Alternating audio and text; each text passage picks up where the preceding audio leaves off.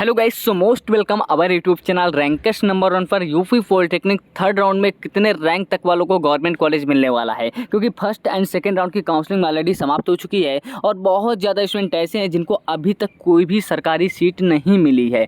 मिली भी है तो कोई ऐसा कॉलेज मिला है जिसका ना कोई स्कोप है ना, बहुत ही गाँव देहात एरिया में, और ब्रांच ऐसी मिली है जिसका कोई स्कोप ही नहीं है। तो इस वीडियो में बात करने वाला हूँ कितने रैंक वालों को थर्ड राउंड में गवर्नमेंट कॉलेज अलॉटमेंट होने वाला है और कौन सा कॉलेज मिलने वाला है। रैंक वाइज बात करूंगा, 1 रैंक से लेकर 10,000 रैंक वालों के लिए कौन कौन से कॉलेज फिल करने होंगे, 10,000 से लेकर 50,000 रैंक वालों को कौन कौन से कॉलेज फिल करने होंगे और 50,000 से लेकर 1 लाख रैंक वालों को कौन कौन से कॉलेज फिल करने होंगे जिसको उनको गवर्नमेंट कॉलेज मिल जाए, एक अच्छा गवर्नमेंट कॉलेज मिल जाए, एक सिविल इलेक्ट्रिकल मैकेनिकल जैसी ब्रांच से। पूरा डिटेल वाइज बात करने वाला हूँ। जैसे हमने फर्स्ट राउंड में ज़्यादा से ज़्यादा स्टूडेंट को सिलेक्शन करवाया है, 300 स्टूडेंट को फर्स्ट राउंड में एंड सेकंड राउंड में भी हमने 100+ स्टूडेंट को सिलेक्शन करवाया है एंड थर्ड अब की बारी है थर्ड राउंड में। थर्ड राउंड में भी ज़्यादा से ज़्यादा स्टूडेंट का सिलेक्शन करवाने वाले हैं। तो देखो, मेन होती है काउंसलिंग। अगर आप काउंसलिंग सही तरीके से करते हैं तो बिल्कुल कॉलेज मिलता है। अब आप लोग क्या करते होंगे मुझे पता है, आप लोग क्या करते होंगे, जाते होंगे साइबर कैफे वाले के पास, बोलते होंगे सर ये कॉलेज भर दीजिए, उसने ये कॉलेज भर दिया।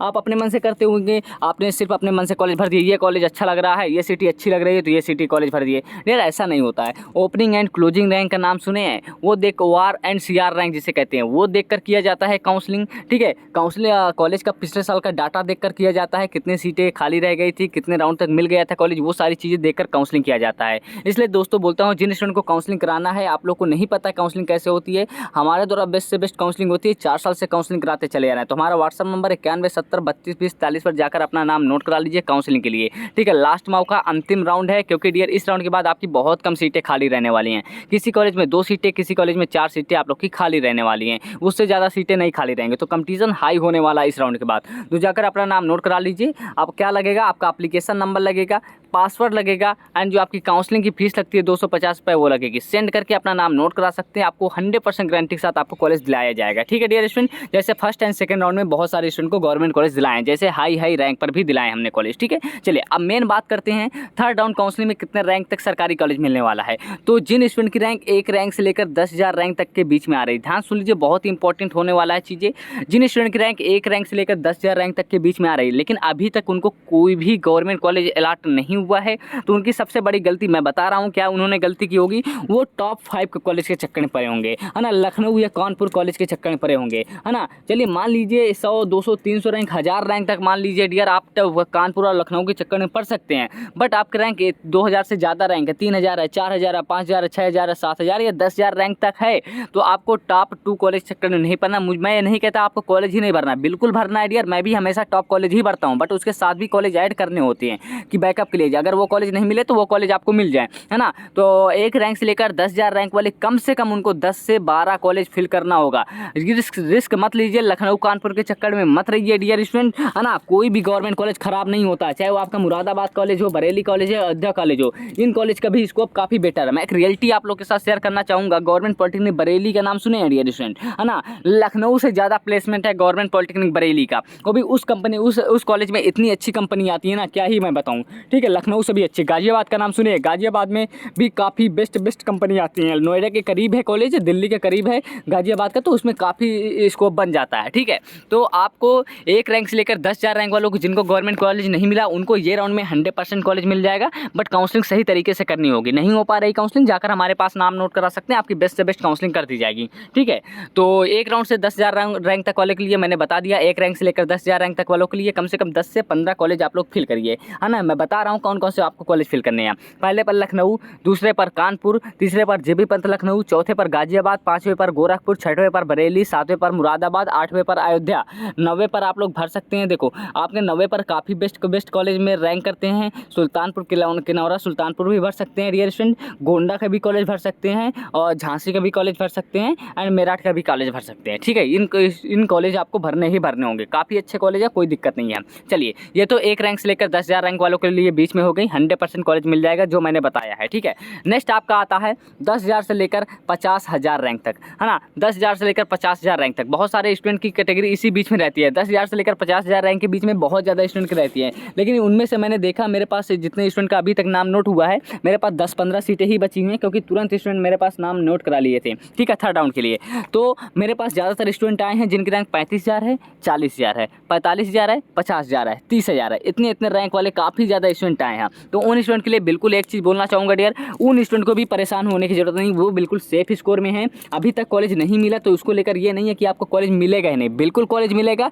बट क्या है कि जैसे जैसे राउंड बढ़ते हैं वैसे वैसे कॉलेज का कट ऑफ बढ़ता जाता है। जैसे कोई भी कॉलेज 5000 रैंक पर पहले राउंड में मिला था तो दूसरे राउंड में कम से कम 8000 तक मिल सकता है, तीसरे राउंड में कम से कम 10 से 12000 तक मिल सकता है। तो ऐसे ऐसे कट ऑफ बढ़ता जाता है। तो अभी तक आपको कॉलेज नहीं मिला तो बिल्कुल ऐसा नहीं है कि आपको कॉलेज नहीं मिलेगा, बिल्कुल मिलेगा। तो उनके लिए क्या है, 10,000 से लेकर 50,000 रैंक वालों के लिए क्या स्ट्रेटजी है, क्या अपनाना है। तो इनको कम से कम टॉप 50 कॉलेज फिल करने हैं, टॉप 50 कॉलेज फिल करने हैं। ब्रांच कौन सी ऐड करनी है, सिविल, इलेक्ट्रिकल, मैकेनिकल की ओपनिंग एंड क्लोजिंग रैंक के आधार पर कॉलेज फिल करने हैं। ठीक है, ये चीज़ें मैंने आपको क्लियर कर दी है। ओके चलिए, ये हो गया 10,000 से लेकर 50,000 रैंक वालों के लिए, ये बिल्कुल सेफ स्कोर में आराम से इनको कॉलेज मिल जाएगा। बट अब जब से सबसे ज़्यादा स्टूडेंट जो आते हैं 50,000 से ज़्यादा रैंक वाले लिए बीच में आते हैं। ठीक है, 50,000 से ज़्यादा रख ले रहा हूँ, 1 लाख नहीं ले रहा हूँ क्योंकि 1 लाख से ऊपर भी काफ़ी स्टूडेंट की रैंक होगी। उनके लिए क्या है, तो जिन स्टूडेंट की रैंक 50,000 से ज़्यादा आ रही है उनको क्या करना है, तो डियर स्टूडेंट आपको कुछ नहीं करना है, बट आपको काउंसलिंग सही तरीके से करनी है। क्या करना है, क्या स्ट्रेटजी अपनानी, वो मैं आपके सामने यहाँ पर शेयर कर दे रहा हूँ। 4 साल का एक्सपीरियंस अपना यहाँ पर आपके सामने मैं फेंक दे रहा हूँ। ठीक है डियर स्टूडेंट, चलिए